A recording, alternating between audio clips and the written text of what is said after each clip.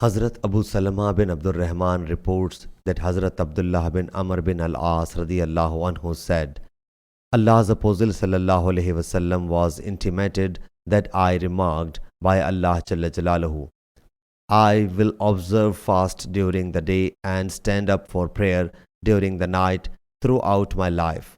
I submitted, may my parents be sacrificed for you. I have really said that. He sallallahu alaihi wasallam said, you will not be able to do so. So observe fast and avoid it. Stand up for prayer and sleep too.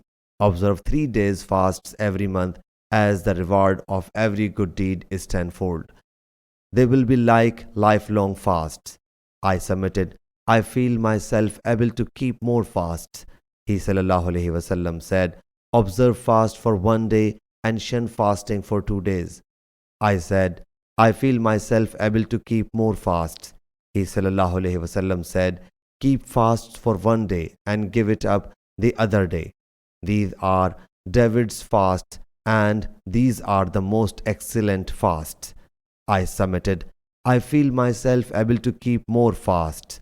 The Prophet sallallahu alaihi wasallam said, there is no excellence in more than that.